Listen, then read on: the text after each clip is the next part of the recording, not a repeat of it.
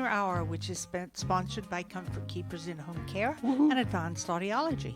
I'm Barbara with my co-hosts, Dr. Jean Dorio and Miles McNamara on your hometown station, KHTS. This is a show for, about, and by seniors, giving information to advance one's quality of life. And our in-studio guest this morning is Dr. Mawa Kalani, who's a palliative care doctor. Welcome. It's good to have you here. Thanks for bringing me back. That is an unbelievably hard word. I was just going to say palliative 3 times, Barbara. Go. I know. I'll fall off the chair first. I can't. It's unbelievable. Absolutely. Anyway, we're glad you're here again. Thank you so much. Seems like it's been ages. Yeah, it has been a while. I don't think I've been in this whole year. No, I think you were here because, there was a time where all of us were sick, including yourself. We were all kind of carrying some germ. Yes, that's right. Yeah, that's right. That's right. We were. So I can't remember. But welcome back. It's Thank always you. a good conversation because our seniors have a little bit of trouble, and caregivers have a little bit of trouble understanding what palliative care is, what hospice care is, what comfort care is, and putting these all together when you're in a stressful situation in a hospital setting, when your loved one might even be suffering, you really need to know beforehand what is going on. So let's make sure as we start off here, we start to define what palliative care is. And it's interesting because I just had this conversation. I pretty much have this conversation almost on a daily basis, but I had this exact conversation yesterday with the son of a patient. And so I had to define it for him as this is just the spectrum of life. Mm-hmm. And we talk about preventive medicine, we talk about continuity of care and primary care, and then we get to the point in our lives where we develop serious illnesses. Mm-hmm. And at the point of serious illness is where palliative care actually gets introduced. And palliative care is the specialized medical care of patients who have very serious illnesses. This could be cancer, dementia, heart failure, lung disease, liver disease, anything that is really quite intense and hard to manage and lots of symptoms involved. And so they need more well-rounded care. So usually as we get older, as we age, things start to happen to us. We start to know that, we develop symptoms, and these symptoms are reflective of that aging process. Mm-hmm. Lots of people like to think that medicine has all the answers in 2018, and medicine does not have all the answers in 2018. And we have to assure that our patients that we take them to the full measure of that treatment, but when the time comes to say, we've come to the end of the line, we have to be frank and upfront with our patients and be able to say, we don't have anything more to offer you. Well, and I think is also, I know you're a returning guest, Dr. Kalani, but I think people get, number one, palliative care confused with hospice care. Absolutely. So maybe for our listeners who haven't had the blessing to hear you before, maybe kind of a definition of the both. Yeah. And then maybe telling, because I know what we feel or see with a lot of our clients is there's such a myth out there as far as the quality of life that comes with the implementation of palliative care or hospice versus, you're telling me to kill mom. Because there's this myth out there that if you put someone on hospice, you're starting the beginning of the end. Yeah, so palliative really focuses on the quality of life, and that's the key nugget right there. And you do not have to be at the end of life to have palliative care. So you can actually still be undergoing curative treatments, pursuing a transplant, chemotherapy, whatever it may be, but palliative can coincide with that level of care. Right. Which is basically pain management, comfort, quality of life. Exactly, and it's holistic. Right. So it's a very well-rounded process. It's not just by physician and nurses, but it's also social work and chaplaincy and therapies are involved to really help round out the care, because these patients are dealing with such serious illness. They need more attention, and they need a little more TLC. Mm-hmm. So now hospice is actually a Medicare criteria. That's the way that I like to look at it. It is where a patient is considered terminally ill, likely having a prognosis of 6 months or less, and are no longer eligible for curative treatments or are in the end stages of their disease process. So hospice is actually the very tail end of dealing with a serious illness, as opposed to palliative, which can kind of just coincide with the care that they're getting. And I think it's important to, because you mentioned the holistic and the whole shebang, so to Whole speak. person care. But it's not really strictly for the patient. I mean, it It's can be for the whole so family. supporting for the family Oh, as well. absolutely. Yeah, we really identify the patient and family as one unit, because sometimes the patients, in a demented patient, for instance, with somebody with Alzheimer's or different types of dementia, they may not necessarily identify that holistic care, but the family sure do. And that's what makes it so much more appreciated. Well, it's interesting because when my sister-in-law was very ill, we had palliative care while she was still in her apartment. Yes. And then when she got really bad, we put her in the hospital and she had hospice care. And it's two very different It is. areas. Yes. It really is. And I didn't realize that at the time, but since the years have gone by, I've learned a lot more about the difference because I know what my sister-in-law went through. But I didn't know that was palliative care at the time. I know. Now I do. Yeah, it's really, we like to look at it as having an extra layer of support for our Right. patients and families. And I think that's why our palliative care providers enjoy the work so much, because I mean, I can't believe they pay me for this job. Well, I understand Yeah. what you mean by that, because the women who came in and took care of Lee when she was still in her apartment were happy people, Yeah. and they helped her until she got to a point where I've had it. Yeah. I She wanna, was at the and end. that was when the doctor said, "We need to put you in the hospital." Yeah. And then after Yeah, the and hospice then care, hospice. Yeah. when the hospice care kicked in at the hospital, she finally refused all medication. She said, "No, I want to be with my husband. I want to be with Hank." And of course, what do you do when someone says that? Well, But I understood completely. Yeah, and that's usually the common journey, but maybe for our listeners is that, first of all, what are the parameters that would not make someone qualify for palliative? And is number two, question. is palliative always the first step towards hospice? And three, can't somebody, I mean, palliative, again, is quality of life, pain management, but not necessarily a terminal illness. You can Right. come on and off of palliative. Absolutely. And one friend of mine in particular who we had assisted in caring for him, he was on the journey of getting a heart transplant and was on the palliative care service. We provided palliation and whole person care. I like that, palliation. Yeah. Palliation, I And never heard of that write word. it down. I am. Miles is writing it down. And he ended up getting a heart transplant at Cedar Sinai, and we did not need to see him on a professional level. We're now just socially friends. So he graduated from palliative care. But he graduated because he got a heart. But if he didn't If get he the heart, didn't get the heart, that's he- why you were there. You were there to help him along. With his symptoms, with his medication management, with helping to coordinate his care, he was starting to experience depression and not eating. So there was a lot of things we needed to look at that we kind of take for granted as medical providers, that you think just a pill is going to help. Well, sometimes you need to provide much more than just the medication. So to be clear, then palliative just means it's higher acuity. You need to Yes. pay attention to them a little bit more Yes. thoroughly for a short period of time. But terminal diagnosis has nothing to do with it. It's just Nope. that short span of time where we need to give them a higher level of care. Exactly. And the tough part is that for years and years and years, I've been practicing palliative and hospice care. Yes. And before the definitions came out, I was already doing it.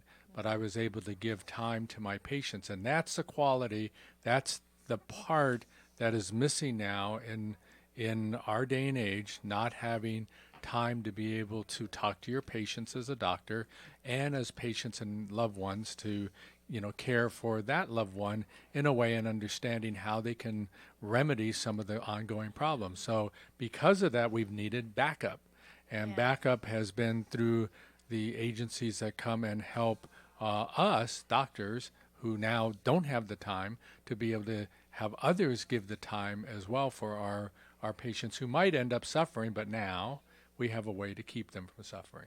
So what would be the, I'm sorry, Barbara, I was just going to ask, so what would be, I mean, with a higher acuity for a longer or short period, what would be the reason someone would be denied palliative care? You're not acute enough? Or? No, really it has to be considered. Well, first of all, in order to get palliative care, you have to have a physician referral. So just like any other consultant, like a cardiologist, you can't just walk into a cardiologist's office without a referral. So you need a referral from your physician, from your primary care physician or oncologist or whatever. And that palliative care team needs to feel that they're making an impact on your care.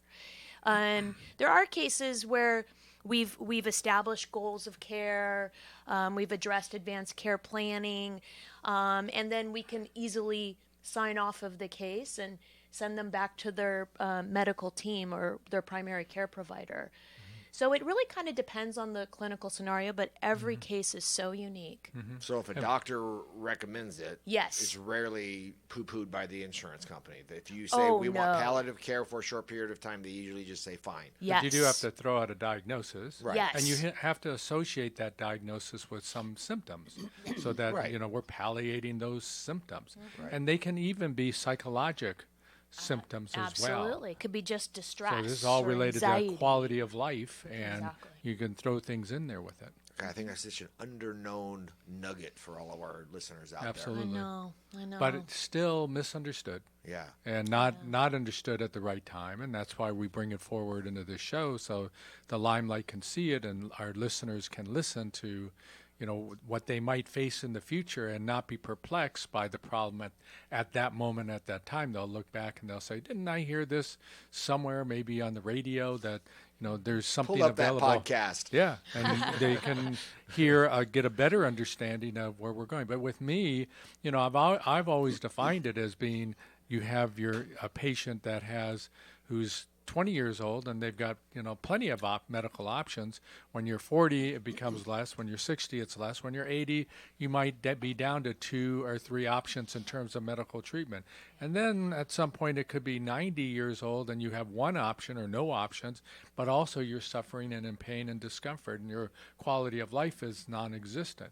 So it's a gray zone all the time from going on to palliative care, and then there's a gray zone and going on to hospice care. Well, you've heard me say many times that old age is not a diagnosis. But if you No. but if you Yes. think about it, if you're blessed enough to get through life, disease, and illness free, at some point, just as aging, some of it we're going to get to palliative, and then we're going to get to hospice, just because Everybody we're now will. 117 years old.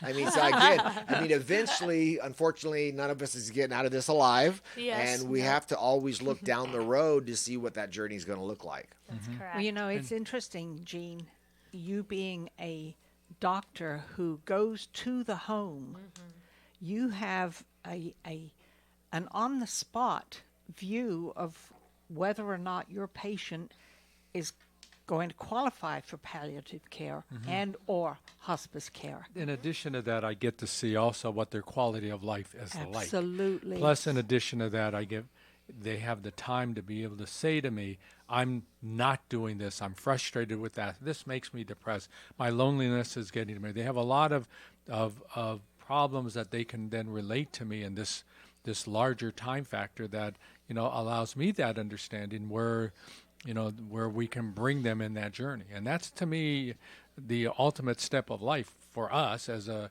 clinician. I want to make sure that my patients, they don't suffer, They know where they're going. They know what options are there for them, but they also have the ability to make those decisions. And I try to get it early because the 15 to 20% of our patients will end up having mental problems, dementia type problems, and they might not be able to tell us down the line. So it's also important as we practice preventive care, we also get ready with the questions beforehand to get an understanding of what they might want to do. And that's always an ongoing question with my patients. I constantly have them at the hospital, but almost always I've known the patient, known the family, and I'm able to say, even, I could predict what the family will say, the caregivers will say about their loved ones when they can't make decisions, what they would want to do. And so that kind of medicine and that kind of practice is different for me, and I'm lucky to be able to do that. I pity those who can't do that. But, that to me is the Marcus Welby way of practicing medicine, which is not practiced that much anymore. Right, you just dated us all talking about Dr. Marcus Welby, yeah. But also kind of a different show, but what you said too is hopefully they've done the planning of that journey so you don't have your adult children in the house having to make these guilt-ridden decisions, that they're just following a roadmap that mom or dad or whoever has already put into place with that advanced healthcare directive or what have you. And it's also important for caregivers to understand and to be aware of what's happening with the person they're taking care of. Oh my goodness, that is a huge... Because you can tell. They know if way you're more. Acute. They know way more about the patient than the patient's own children. That's right. Which I think is important that, maybe I can slide this bit of wisdom in before the next break, because that's why I think patient care is all about the platinum rule, not the golden rule. Do we know the difference?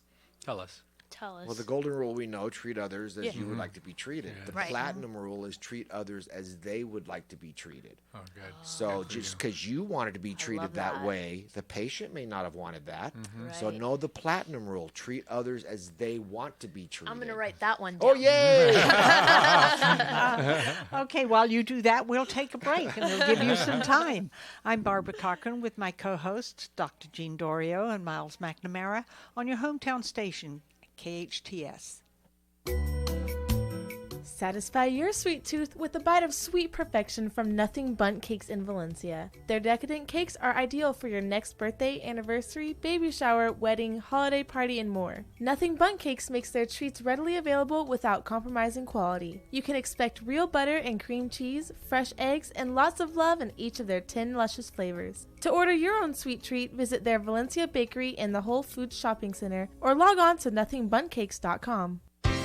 Fruit arranged like flowers? What a delicious idea! Edible Arrangements specializes in creating a variety of fresh fruit arrangements overflowing with fresh, hand-designed fruit and filled with strawberries, pineapple, grapes, cantaloupe, honeydew, and seasonal favorites. Made to order in a size you select and ready to eat and enjoy. You can even add chocolate to any arrangement. Edible Arrangements is always fresh, always appropriate, and always appreciated. Order yours today, 253-0052 or ediblearrangements.com. Edible Arrangements is on Soledad near Bouquet Canyon. There's only one Santa Clarita plastic surgeon who is Yale trained and board certified, Dr. Justin Heller. To be a board certified plastic surgeon like myself, what that truly entails is about 5 to 7 years of honed surgical training in reconstructive, all areas, as well as aesthetic, so which means your facelifts, your breast augmentations, your body contouring, true training, and board certification. In fact, that's the only board certified area that can be achieved in this realm. Dr. Justin Heller, warm, understanding, always available for guidance because he's local. HellerPlasticSurgery.com. At Advanced Audiology, we know how important hearing is to you, your loved ones, your work success, your safety, and your ability to stay in the game. Most people won't admit hearing loss to themselves or others. We make it easy for you. Today's digital hearing aids come in a variety of styles, including invisible. All feature-rich, providing unparalleled hearing quality, wearing comfort, and automation that simplifies your life. Don't be fooled by our imitators. There's only one Advanced Audiology with the purple sign, next to AAA on Valencia Boulevard. Santa Clarita's hometown station. Now FM, 98.1 FM and AM-1220, your hometown station. Will you still need me? Will you still feed me when I'm 64? Well, Welcome back to the Senior Hour. I'm Barbara Cochran with my co-host, Dr. Jean Dorio and Miles McNamara on your hometown station, KHTS. And we're speaking with Dr. Mauro Kalani, a palliative care doctor. I said it right. You did it. Yes, I Not did three it. times. Not 3 times. I know. Palliative. No, I won't do that. Once is good enough for me. So let's talk about, you're at Holy Cross, Yes. Mission Hills.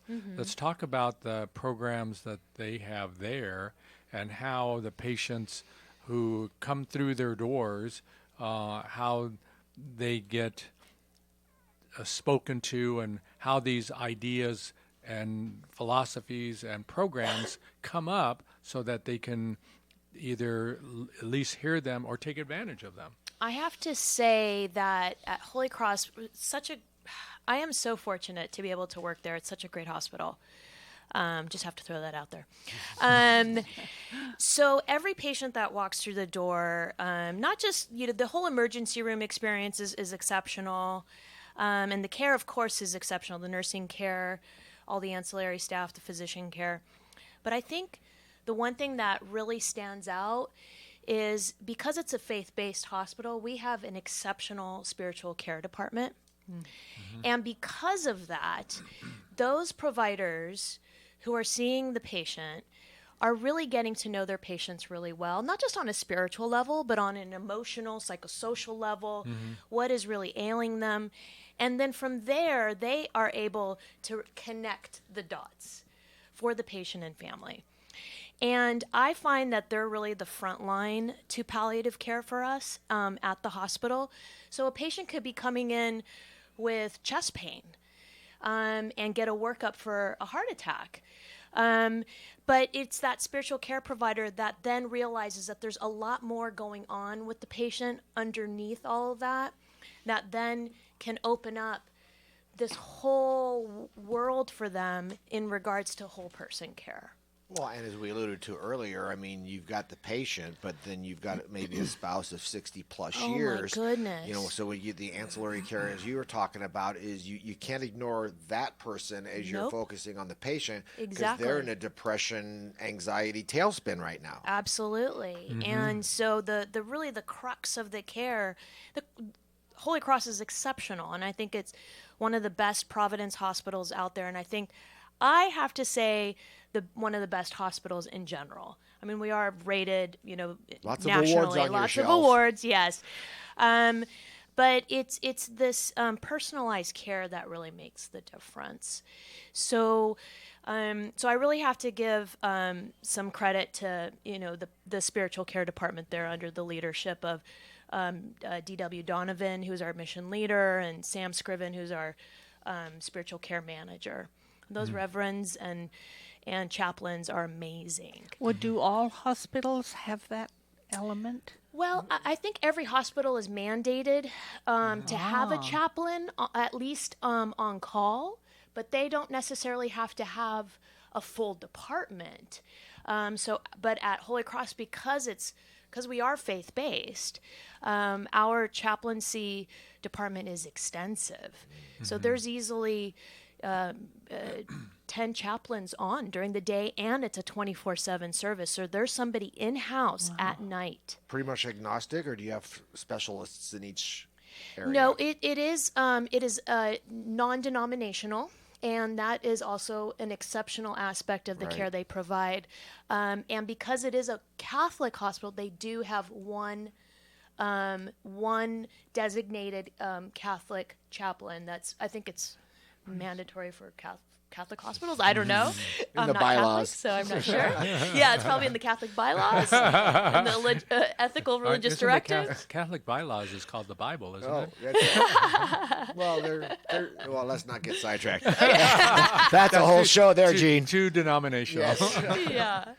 So there's somebody actually in-house. And because Holy Cross is a trauma center, a stroke center, a cardiac center, a STEMI center, I mean, so we have an exceptional NICU, which we're actually expanding. We need that spiritual care because you can't give a pill to ease somebody's emotional, spiritual distress. No, that's very true. That is very true. And a chaplain does exceptional work in that regards. And I like to I like to think of myself as blessed, being able to work with all of those folks. Yeah, that's what makes Holy Cross different than, you know, Henry Mayo or Northridge Hospital or any of these other hospitals in the area. I know we talked about it, and I know it's not 100% in your wheelhouse, but I know it scares so many people. We talked about at the top of the show the fact that palliative care most often leads at some point to hospice care. And because of the myth I mentioned at the beginning of the show that adult kids and spouses are always feeling like if they accept hospice, they've just executed a death sentence for their loved one. Could you kind of speak to that myth a little bit, and why you see that happening, and what's the misinformation that's causing that? I think it's guilt. I think, you know, we don't want to give up on our loved ones. I don't want to give up on my parents, but I know at some point in their lives I'm going to have to make some choices, very hard choices for them, if they haven't been able to make their own choices at some point. I'm hoping to always keep my parents in the mind frame of being able to make their own choices, though, and being able to honor their choices. But knowing the platinum rule if they don't. But the platinum rule, yeah, I got to abide by that platinum rule, is to do unto what they request for them to have done to them. So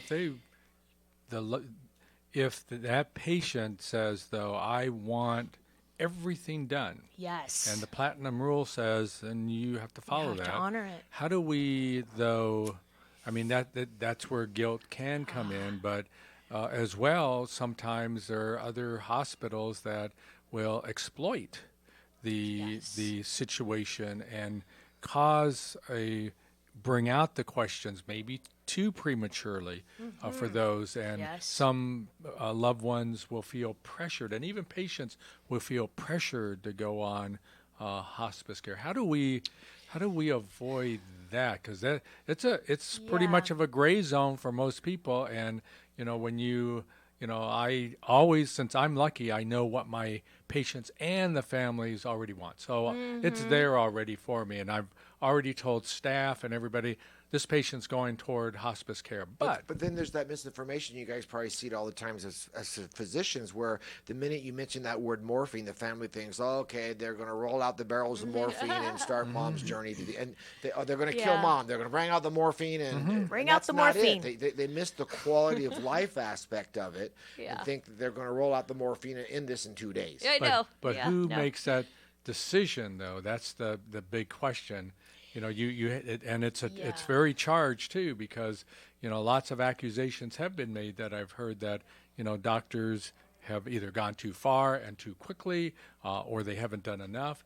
And you know, it's really the doctor and the palliative care team knowing. But if you don't have yet a palliative care team on board, then that family is kind of sitting out there, and if they don't have a communicating physician, good luck with that family. Exactly. So there has been exploitation in both directions, and you know that's why this show is speaking about this. I think it's important that people try to understand some of this as much as they can.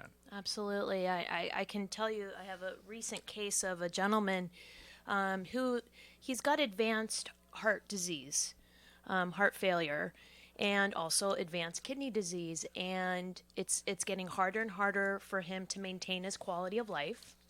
And he's in his 80s, and he is now having to rely on his son for a lot of the caregiving. And in fact, the most recent admission, he had fainted, and it was because the son caught him that he didn't get more injured.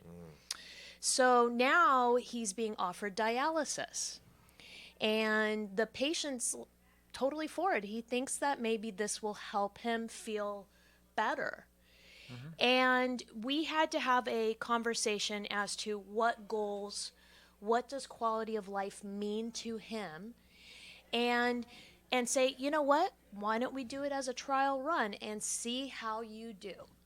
And if it doesn't work out, then it doesn't. And how interesting you bring that up, Marwa, because I have the same situation right now in our hospital with a patient in the ICU, and we provided the option of, you know, going with hospice and all of that, but we also said you've hit a bump in the road, and we need to consider the possibility of doing dialysis, which she agreed to. Right. And we did do that, and now she's off dialysis, and she was actually intubated, which she had said she didn't want to do, but family said at that point, they said it wasn't the platinum rule, but they said we want to see what happened. So it was just a hump to get her over. It was just a hump, and she'll probably leave the intensive care unit today. That's what our hope is, that she's used some of the tools of medicine that we have to help her out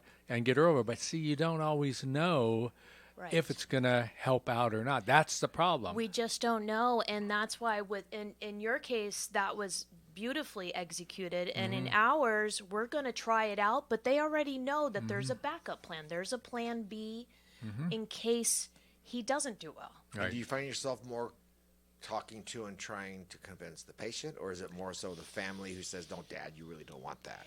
Well, there was some they weren't exactly both on the same page. I can say the patient was really gung ho, and the son was a little more grounded and nervous. So we have to say, you know what, this is your dad's journey, and we're all here, for the ride. Yeah. But he's driving the car. That's right. And we need to let him experience things, and you need to feel that you've done everything you can so that you don't feel that guilt at the end of the day. But we try also But we tried everything. We try also to have family there in the hospital and have the conversation with the patient as well. And this patient was very important. intubated, meaning the tube goes through the vocal cords so they can't talk. But this patient, we determined that she was fully with it, fully understanding, nodding her head yes or no, and we had a full conversation, and I had just about every part of the team there to ask her questions concerning the direction she wanted to go. And the son who was there was on board and understanding that the platinum rule, what his mother wanted, because he was afraid because she couldn't speak, that since she didn't have a voice, but she did have a voice. Right.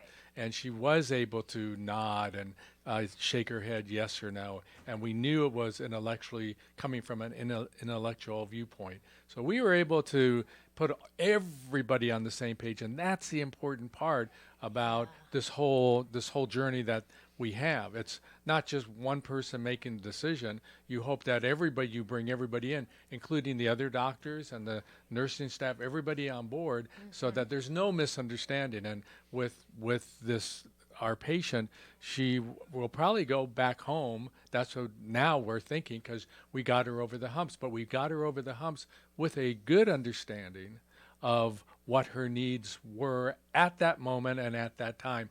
Even though I knew a year ago what they were, I could predict it. But, when you've got a tube in your throat and you're on dialysis, it's a different story. And they might be thinking, looking at life differently. So we needed to get that sense of where she was coming from. And indeed, we did. Which is so wise. And we always say this. How many times do we say this, not only on this show, but on shameless plug, my own show, Aging with Power, is have these conversations before it's an issue. Please. Have them when there's no emotion involved. You can talk about the platinum and or the gold or whatever it is have these conversations. Have an advanced healthcare directive. Talk about the journey before it's an emotional issue. And remember also that, I have the time to be able to do the Marcus Welby. But you might end up in a situation in a hospital setting where the doctor and even the nurses might say, we don't have enough time to listen to what you want to do. Right. So, you have to fear that. You have to fear that anywhere at any time that someone might do that to you. So, you have to be with that conversation early. If you've got the legal documents, if you've got the proper HIPAA releases, if you've got everything in order, nobody can overrule you. Well, but the bad part is that sometimes all the documents leave a gray zone. So, and because that it leaves a gray zone, you just don't. There are just situations that come up that you're not going to be put in a situation that you can Every follow hypothetical, that you can follow legally. Yeah. So that's and you don't want to be in that situation because you haven't talked about it beforehand. Right. So what people are, I think, listening to this show, they're hearing talk early. We talk about preventive care across the board, watching your blood pressure, watching your cholesterol, eating right, exercising, all that. We talk about that preventively. Well, also as you're aging, getting older, heading toward the time where it's harder to get up, you're not moving around as well, you need to start talking, what do I want to do when I come toward end of life? And nobody knows when that should start, but I would say, I think Medicare, when you go on Medicare, you better start thinking about it. Yeah, that's Well, fair. That's fair. Well, but you never know what's going to happen. I say it's when you're a legal adult. I mean, as parents, Yeah. when our children turn 18, because you never know what situation you. Right. What happened to me 3 years Yep, ago? yep. I got ran over. Oh. So I mean, if you never know what's going to happen, that Yeah. it could be an accident. You guys got in an accident, Barbara. You had to make decisions for us, and or vice versa. I don't know all the facts, but the bottom line is we never know what each day is going to present us. That's Right. correct. So don't think I'll get to it tomorrow. That's right. Well, I've had 20-year-olds who've had advance directives, and luckily they did, because it was very clear who they wanted to make decisions for them, and it wasn't their parents. So, Exactly. Oh, that's funny. I thought that was very Yeah. interesting. And unfortunately, with HIPAA and all these other laws, you can't play the dad card, you can't play the mom No. card. It's like, whoop, they're 18, they're adults. Sorry. I know. Yeah, but it's funny. Wasn't their parents? But that's an important point that you made. It is when we do our advanced healthcare directives, it's important to choose an agent that will follow the platinum rule, because Yes. it doesn't have to be a spouse, it doesn't have to be an adult child. It could be just a friend that you trust will follow your roadmap. A lot of people mistake, I'll pick my oldest kid. Where's that written? Usually that's the worst choice you could have made. Is find that agent in your advanced I love healthcare that. directive that will follow your map. So it's really important. Yeah, I love that. I know the oldest child makes the decisions. 'Cause they're the expert. Yeah. In my family, I think that's the case. But I'm just And I think we need to take a break, don't we, sir? kidding. Yay. Yeah, we do. We need to take a rest. I'm Barbara Cochran with my co-hosts, Dr. Jean Dorio and Miles McNamara, on your hometown station, KHTS.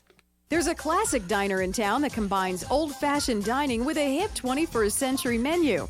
They call it trendy nostalgia. They call it Kathy's Deli. Kathy's Deli is a classic diner. Homemade jams, freshly baked breads, and even unique flavored coffee creamers made on site.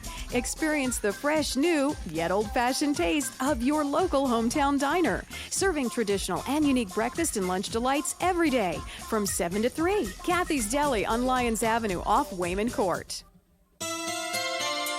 Our face takes the brunt of each day. The wind, the sun, the dust, not to mention all that stuff we put on it. So why get a facial?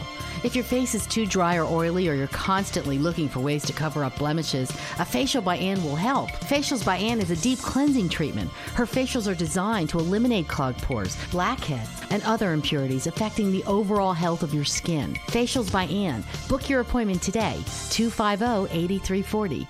Bob, I don't believe you. You're jaded, Blanche. Read my lips, Bob. You've had a history of exaggeration. It's true. They're building Castaic High School. Castaic High, like in Castaic, California. That's right, Blanche. Prove it, Bob. Go to your computer, type in CastaicHighProject.com, and get free and frequent updates. What's that web address again? CastaicHighProject.com. With fervor, like you really mean it. CastaicHighProject.com.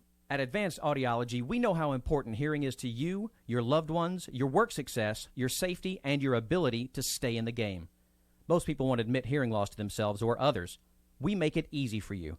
Today's digital hearing aids come in a variety of styles, including invisible. All feature-rich, providing unparalleled hearing quality, wearing comfort, and automation that simplifies your life. Don't be fooled by our imitators. There's only one Advanced Audiology with the purple sign next to AAA on Valencia Boulevard. Now FM, 98.1 FM, and AM 1220. Your hometown station. Will you still need me? Will you still feed me when I'm 60? welcome back to the Senior Hour. I'm Barbara Cochran with my co-hosts, Dr. Jean Dorio and Miles McNamara on your hometown station, KHTS. And we're speaking with Dr. Marwa Kilani, who is a palliative care doctor. I did it right again, didn't I? You know, it just takes practice. There you go. Unfortunately, it's only once a month. You're palliating. Oh, am I? Yeah, I have palliation. we're using that word as Palliating. opposed to palpitation. What was the other word? Palliation. Palliation. What is Palliation. That's what I wrote down. Palliation. It's a good word. It's a great word. Or you used know that like we were palliating her. I like that too. So all the different versions. I love it. Very cool.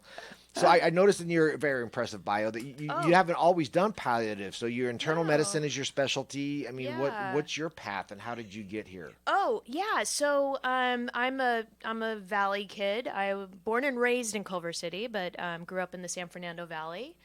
Went to Chatsworth High, went to UCLA for undergrad, and then UC San Diego for med school, and then came back to Los Angeles and did my residency at USC. So you're a Bruin and a Trojan. No. I worked for the county. I have to say it was a USC LA County program. Okay. So who do you root for? Bruin roots. So my husband is a Trojan through and through, from undergraduate to med school to residency to fellowship, and he's a Trojan. I'm still a Bruin. All right. So. So those Rose Bowl games must be fun sometimes. Oh my gosh! When our twins were born, they were born about 2 months before the USC UCLA football game, and we had them each in different onesies. Oh, how funny! Let me just say that one of the twins ended up with an F before the UCLA. Yeah, because I misspoke. I was not so happy about that. It's never going to be the Rose Bowl they play, but the annual rivalry game. Oh, yeah. Yeah, that rough. It's rough, but it's fun. It's a lot of fun.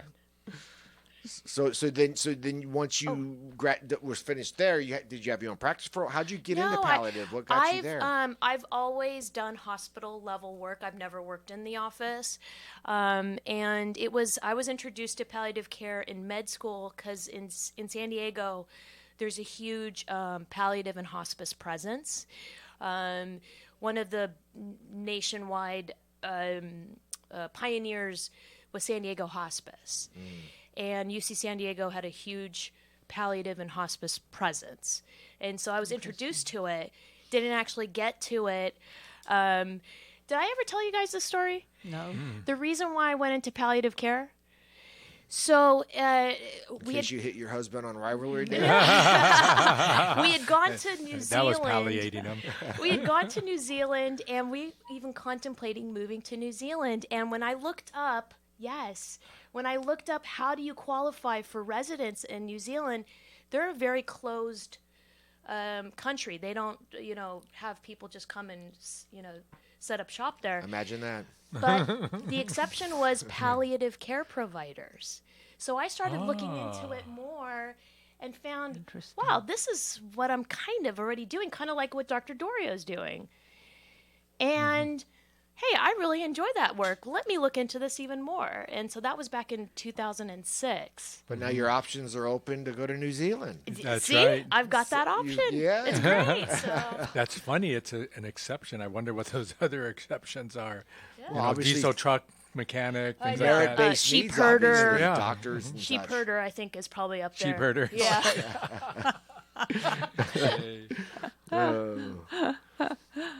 So that was one of the reasons why you got into the palliative care business. So you've come on a wild journey yourself. It's fun. So the palliative care that you're is owned, so to speak, by Holy Cross. Does Holy Cross also have their own hospice, or is that pretty much taken out to other companies that provide hospice and kind of farmed out, so to speak?